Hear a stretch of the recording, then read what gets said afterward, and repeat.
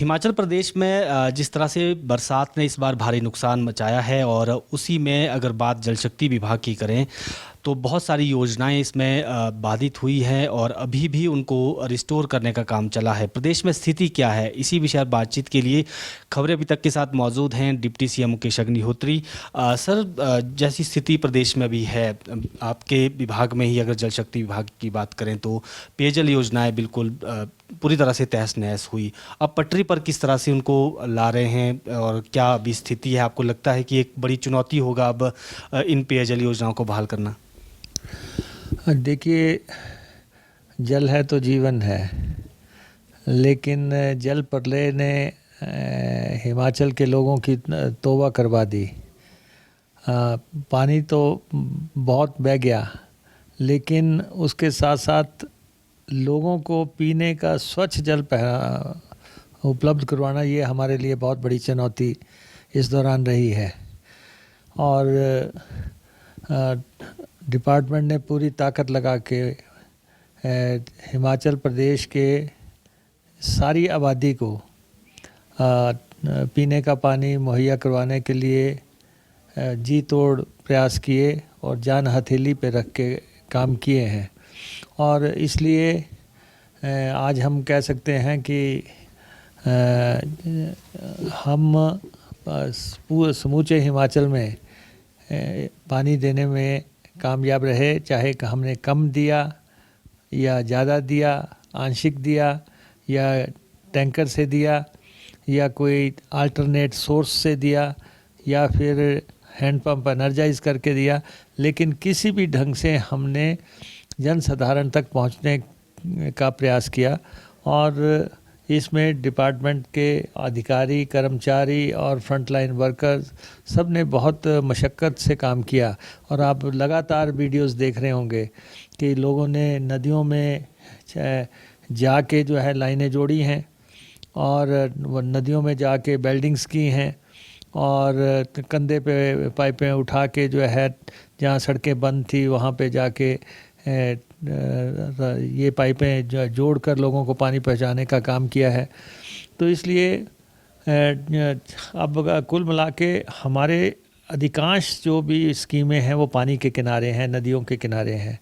हमारे सोर्स नदियों के किनारे हैं, हमारे पंप जो है नदियों के किनारे हैं और हमारी अरबों रुपए की मैं ये कह सकता हूँ कि मशीनरी जो है नदियों के बिल्कुल साथ साथ है या नदियों के बीच में भी है, जो इतने सालों से स्कीमें बनती रही हैं। और वहाँ पे हमारे या टैंक्स या मशीनरी या पंप्स वो सारे नदियों के किनारे नज़र आते हैं। लेकिन अब हम ये कह सकते हैं कि अस्थाई तौर पे तो हमने पानी दे दिया। अब सबसे बड़ी चुनौती जल शक्ति विभाग के पास है कि जो अपनी मेजर स्कीमें जो पानी के अंदर डैमेज हुई हैं उनको रिवाइव करने के लिए पैसा भी चाहिए और उनको रिवाइव करने के लिए जो है इच्छा शक्ति भी चाहिए।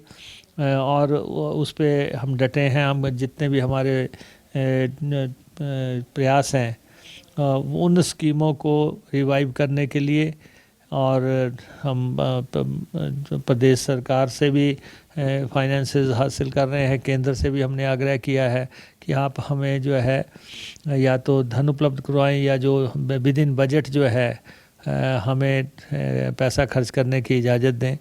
तो कोशिश हो रही है और मैं खुद जो है लगभग हिमाचल प्रदेश की मेजॉरिटी स्कीमों पे खुद जाके आया हूँ। जैसे मंडी की स्कीम ख़राब थी तो मैं 72 घंटे वहाँ पे रहा। कुल्लू की स्कीम ख़राब थी तो मैं 72 आवर्स वहाँ भी रहा। और अभी कांगड़ा की सारी स्कीमों को हमने विज़िट किया है। तो जो हमारी प्रॉपर्टीज़ हैं उन सब पे मैं विज़िट कर रहा हूँ, देख कि हमारे डिपार्टमेंट के पास कहाँ पे कितनी बड़ी स्कीम है क्या और उनका किस ढंग से इस्तेमाल हो रहा है।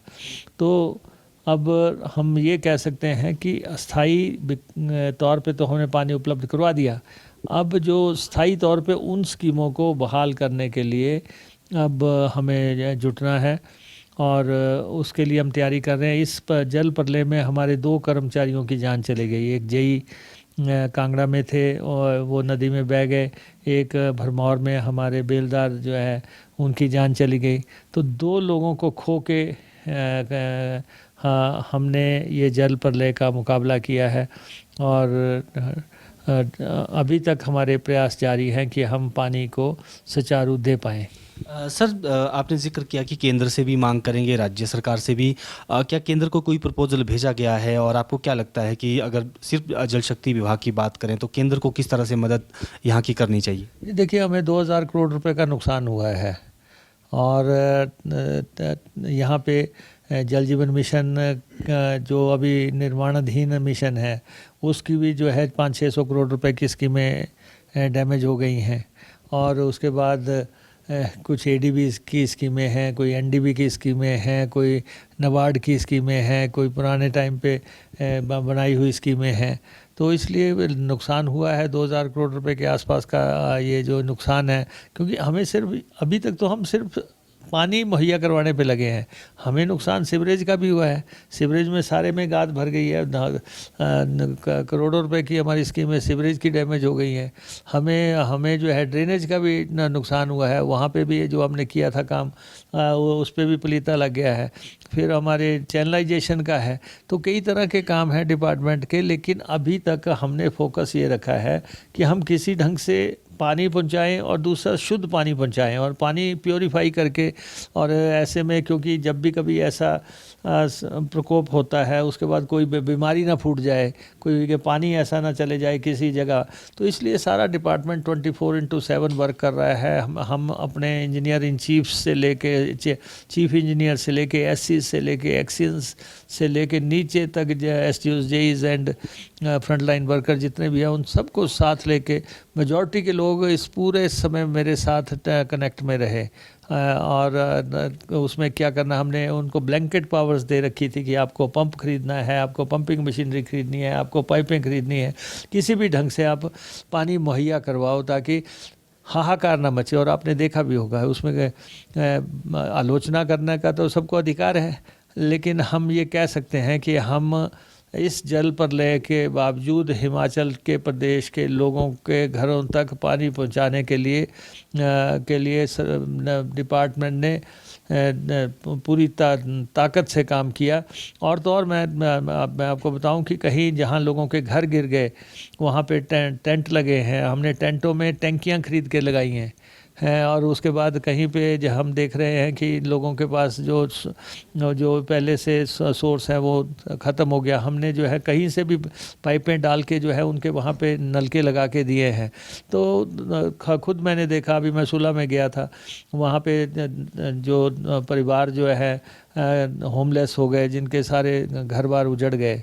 घर का उजड़ना भी एक बहुत बड़ा सदमा होता है, जीवन में एक मकान बनता है अगर वहाँ पे इतना बड़ा, और ये तो घर सिर्फ से साधारण घर नहीं है, लोगों की कोठियाँ उजड़ गई, लोगों के फ्लैट्स उजड़ गए, स्थितियाँ ऐसी भयानक थी। लेकिन हम उनसे मिले, हमने उनके आंसू देखे, हमने उनके आंखों में जो है वो कष्ट और पीड़ा देखी, और उसके बाद हम उनको जो भी संभव मदद कर सकते थे मदद तो की, लेकिन साथ में हमने उनको कहा कि पानी की कोई कमी आपको आने नहीं दी जाएगी। जहाँ लोगों ने कहा नलका लगा दो वहाँ पे लगा दिया, जहाँ टैंक कहा टैंक लगा दिया, जहाँ टैंकर कहा टैंकर लगा दिया।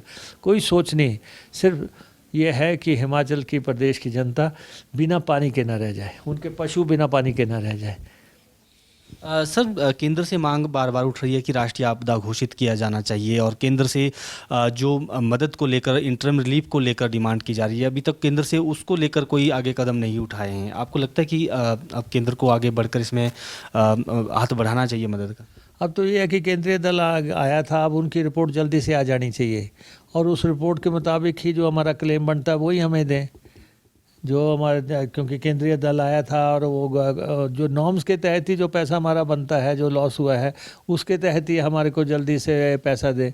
बाकी तो हम तो कहते ही रहे हैं कि इसको आप जो है ये प्रलय की स्थिति थी, जिस ढंग से पानी की योजनाएं जो है जलमग्न हो गई, जैसे सड़कें जलमग्न हो गई, जिस ढंग से जो है पुल जो है पानी में चले गए, बसें बह गई, कारें बह गई, होटल गिर गए, तो हर चीज़ का नुकसान हुआ तो हम अब ये है कि आपके पास जो हमारा ड्यू बनता है इस बदले में नुकसान का वही हमें रिलीज़ करें। हम तो खुद भी दिल्ली गए थे, केंद्रीय जल शक्ति मंत्री से मिले थे, उनसे हमने कहा कि 2000 करोड़ का नुकसान हुआ है, आप हमें जो बजट का 25% तत्काल खर्च करने की इजाज़त दें। फ्लेक्सी फंड जो है जो वो उन्होंने हमें 5% अलाउ किया। हमने उनको कहा आप 25% दें, आखिर आप हाल तो देखें कि वहाँ पूरी की पूरी स्कीमें गायब हैं, पूरी की पूरी पाइपें गायब हैं। तो इसलिए अब आग्रह हमने किया है, अब वो इसको किस ढंग से लेते हैं वो अलग बात है, लेकिन हमने अपने सीमित संसाधनों से और मैं कहता हूँ कि विभाग की मेहनत से ही हमने जो है पानी का संकट आने नहीं दिया, पानी घरों में पहुँचाया। क्योंकि आप देखो कि अगर लाइट नहीं है तब भी पानी प्रभावित हो जाएगा, तो हमारे पंप नहीं चलेंगे हमारे, और अगर सड़क बंद है तब भी हमें जो है पाइपें पहुंचाने में दिक्कत आती है। तो इसलिए मल्टीपल मसले थे, लेकिन इसके बावजूद मैं समझता हूँ कि लोग भी अप्रिशिएट करेंगे। और ये भी समझना चाहिए कि जो लोग पानी की स्कीमें ठीक कर रहे हैं, कहाँ पे ऊपर से पानी बह रहा है, कहीं झरने से आ रहा है, कहीं नदी में आ रहा है, कहीं इतना बड़ा स्ट्रॉन्ग करंट से आ रहा है, जो लोग पाइपें ठीक कर रहे हैं, पहाड़ों पे चढ़ के कर रहे हैं, जेसीबीज में जाके कर रहे हैं, ट्रैक्टरों में जाके कर रहे हैं, तो आप देखो उनके भी घर में तो पत्नी है, उनके घर में भी तो बच्चे हैं, उनके घर में भी तो माँ बाप हैं, उनका भी तो वो अगर आपको पानी देने के लिए जेसीबीज में पानी में जाके जोड़ रहे हैं या जो है रस्सियाँ लगा के जो है नदियाँ क्रॉस कर रहे हैं, उनके भी परिवार है, उनके बारे में भी हमें सोचना चाहिए। लेकिन ये है कि अब तो ये बरसात जा रही है और हमारी ये कोशिश रहेगी कि ये जो जख्म हिमाचल प्रदेश को मिले हैं, ये इन जख्मों को जो है जितनी मरहम हम लगा सकें, प्रदेश की जनता तक हम पहुंच सकें, हम कोशिश कर रहे हैं पहुंचने की। सर एचआरटीसी भी काफ़ी ज़्यादा रूट्स बंद हुए हैं, अभी भी काफ़ी रूट्स अभी अवरुद्ध चल रहे हैं।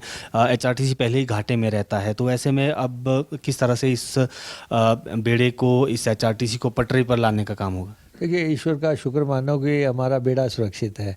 हमारी जो हम 3600 रूटों पे चलते हैं, हमारे पास 3200 के आसपास बसें हैं।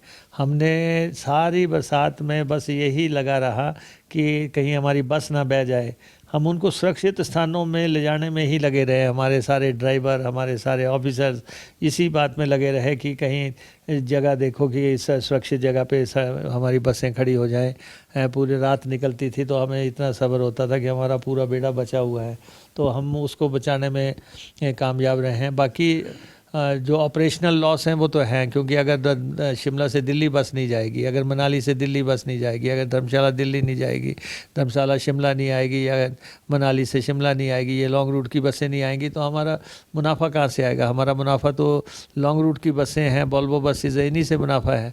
बाकी सड़कें जब खुलती हैं तभी हम बसें चला सकते हैं। अब गाँव की मेजॉरिटी सड़कें बंद हो गई थी।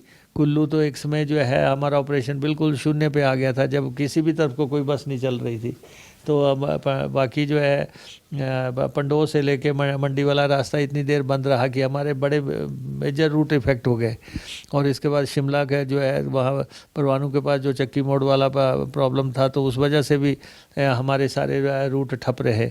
लेकिन हमारे जैसे रूट खुल रहे हैं, हमारे चालक गाड़ियाँ लेके भाग रहे हैं लोगों को सुविधा देने के लिए, क्योंकि हिमाचल प्रदेश में ना तो एयर सर्विसेज है, ना हिमाचल प्रदेश में जो है रेल सर्विसेज है। तो यहाँ पे ट्रांसपोर्ट ही है, और ट्रांसपोर्ट में एचआरटीसी जो सुविधाएं दे रहा है उसका कोई विकल्प नहीं है, उसका कोई सानी नहीं है। सर आखिरी प्रश्न, क्योंकि मानसून सत्र भी घोषित हो चुका है, विपक्ष के नेता कह रहे हैं कि जो बीजेपी के लीडर्स हैं कि हम सरकार को सदन के भीतर घेरेंगे। कई जगह सरकार विफल रही है, क्या सरकार तैयार है विपक्ष के हर आरोप को झेलने के लिए? बिल्कुल, जो सत्र आने दो, सत्र में सारा जवाब दिया जाएगा। सत्र में जवाब दिया जाएगा कौन क्या कर रहा था आपदा के समय में, आपदा के समय में कौन राजनीति कर रहा था, आपदा के समय में कौन जो है केंद्र से पैसा रुकवा रहा था। आप यहाँ पे घड़ियाली आंसू बहाने की बात नहीं है, हमने ग्राउंड पे सर्विस की है, ग्राउंड में आदमी तक हमारी के सारी कैबिनेटें पहुँचने की कोशिश की है।